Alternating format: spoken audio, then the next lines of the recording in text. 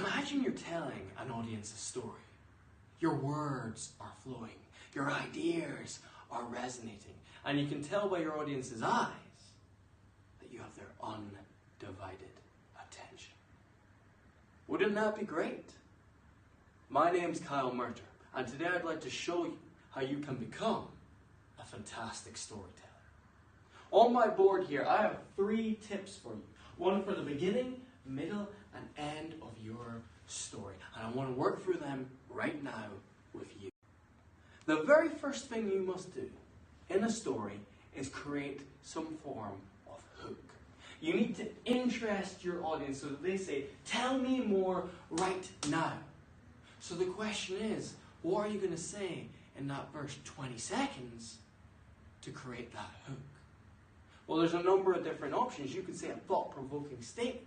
You could create a bit of mystery, intrigue, or you could give the audience a preview for what is to come. Let me demonstrate for you now. So if I said, it was the 24th of December. Christmas was all around us. Inside, my family was having a great time, and outside the snow was lying peacefully. But what was under the tree, little did I know, would change my life forever. You kind of want to know what's under the tree now, don't you? Right. So I've created a hook there. I've made you say in your mind, tell me more now.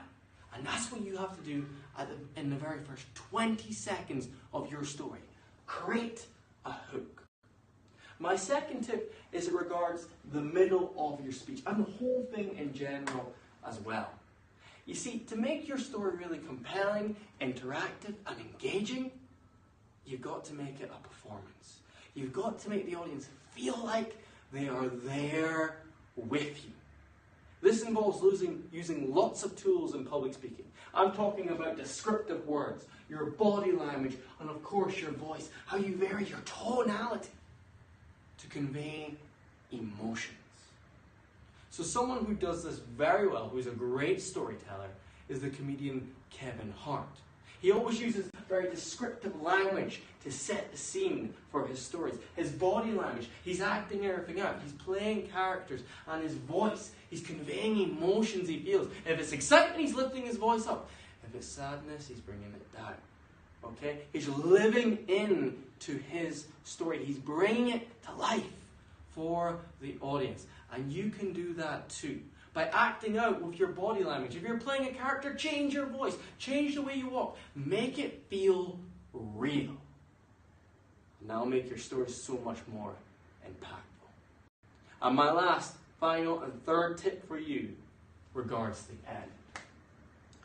The ending is very interesting. You see, most stories have the tendency to kind of peter out. Especially if you kind of know where the story is going. If you know where a story is going, it basically looks like this. Imagine these X's are the end here.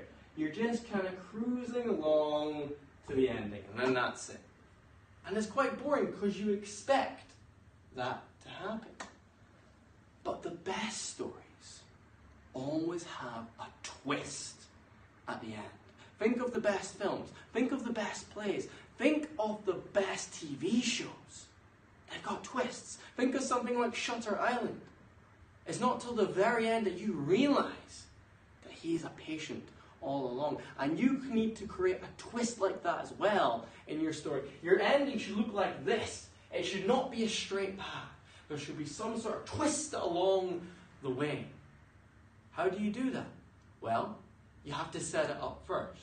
So that means throughout, you've got to make your audience believe that your story is only going to end one way, like most stories do.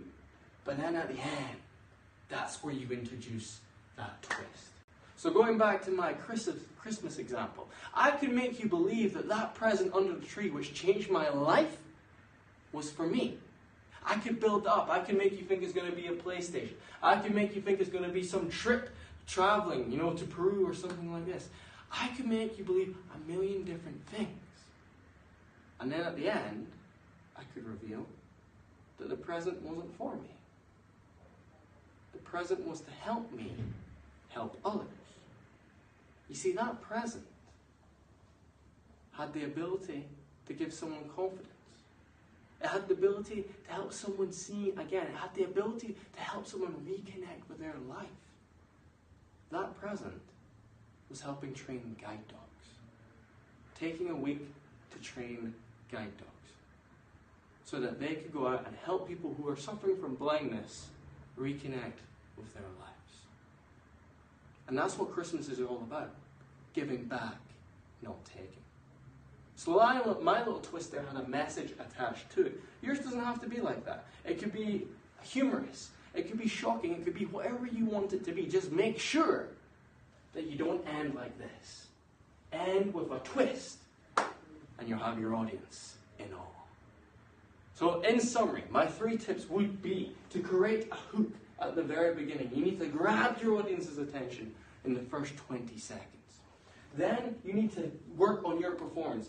Use descriptive language. Use your body. Use your voice to really get across the emotions and feelings in the story. And then always end with a twist.